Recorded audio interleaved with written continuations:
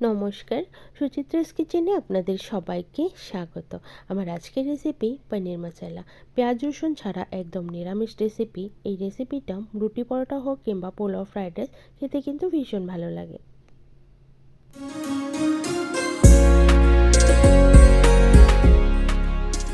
পনির মশলার জন্য আমি পনির নিয়ে নিয়েছি। এখানে আমি 2 কেজি দুধের পনির করে নিয়েছি।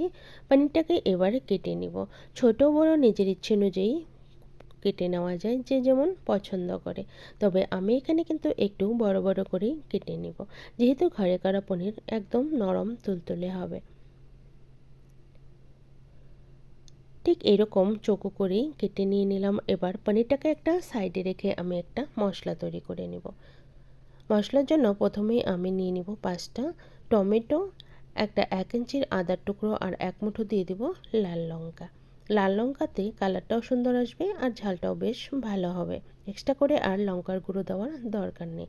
এবার টমেটোগুলোকে কেটে নেব।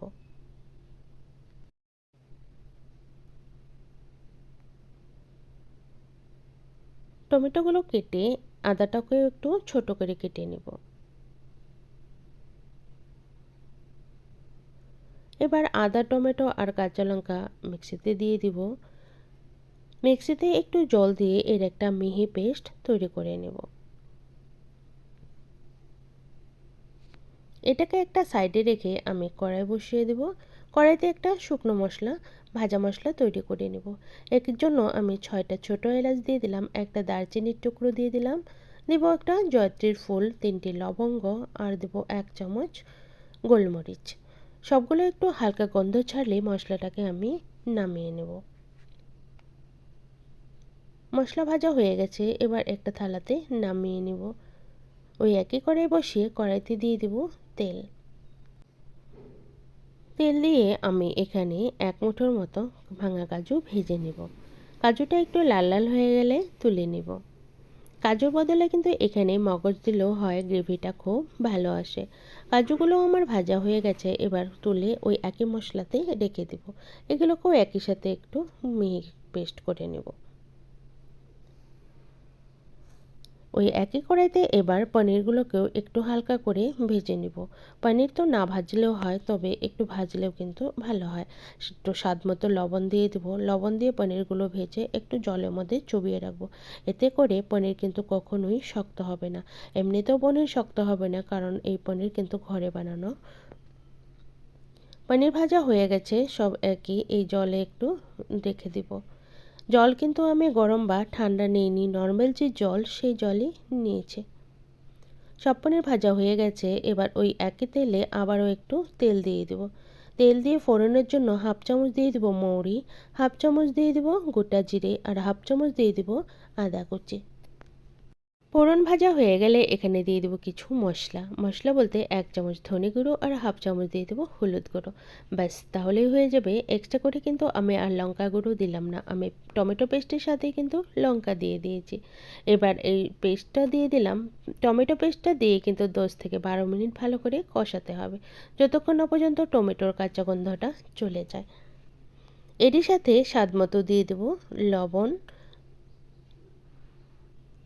আর টমেটোটার টক ভাব ব্যালেন্স করার জন্য দিয়ে দেবো 1/2 চামচেরও কম চিনি। সব কিছুকে দিয়ে ভালো করে কষাতে থাকবো, মশলা যাতে ছিটকে না যায় তার জন্য ঢেকে দেব।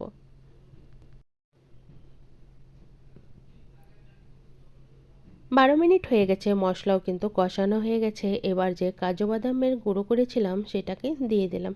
যেহেতু এটা অলরেডি ভাজা, তাই কিন্তু আর খুব বেশি ভাজবো না। একটু ভালো করে মিশিয়ে এখানে 1 চামচ দিয়ে দেব কসুরি মেথি। কসুরি মেথিটাকে দিয়েও কিন্তু ভালো করে মিশিয়ে নেব। মশলা থেকে যখনই সুন্দর তেল ছেড়ে আসবে, তখনই ওই মিক্সিং জারটা ধুয়ে জল দিয়ে দেব। এখানে এক্সট্রা করে জল দেওয়ার কিন্তু কোনো প্রয়োজন নেই। আমি যে পনির ভিজিয়ে রেখেছিলাম সেই জলটাই দিয়ে দেব।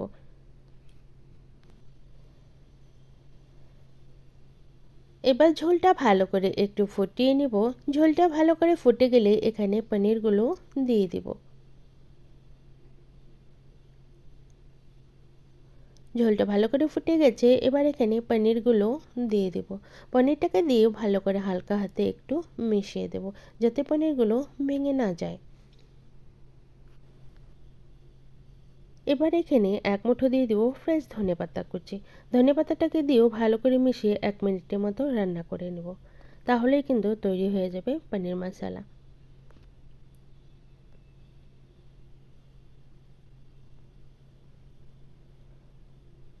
গ্যাসের ফ্লেম বন্ধ করে দিব। পনির মশলা একদম রেডি হয়ে গেছে। এবার 5 মিনিট স্ট্যান্ডিং টাইমে রেখে আমি সার্ভ করে দেব। দেখুন কতটা সুন্দর হয়েছে। এরকম পনির মশলা যদি আপনারা ঘরে বানিয়ে খান, হোটেল রেস্টুরেন্ট কিন্তু একদম ভুলে যাবেন। এই পনির মশলার রেসিপিটা যদি ভালো লেগে থাকে অবশ্যই একটা লাইক করার অনুরোধ রইল। আর আপনারাও কিন্তু এইভাবে বানিয়ে খেয়ে দেখবেন, সত্যি অসাধারণ হয় খেতে। ওপরে একটা ধনেপাতা দিয়ে সাজিয়ে দেব। ব্যাস, আমার চ্যানেলে নতুন বন্ধু হয়ে থাকলে চ্যানেলটাকে সাবস্ক্রাইব করার অনুরোধ রইল। পাশে থাকা বেল আইকন অবশ্যই প্রেস করে দেবেন, কারণ আমি চ্যানেলে যখনই কোনো নতুন রেসিপি দিব আপনারাও নোটিফিকেশন পেয়ে যাবেন। আবারও হাজির হয়ে যাবো অন্য রেসিপি নিয়ে।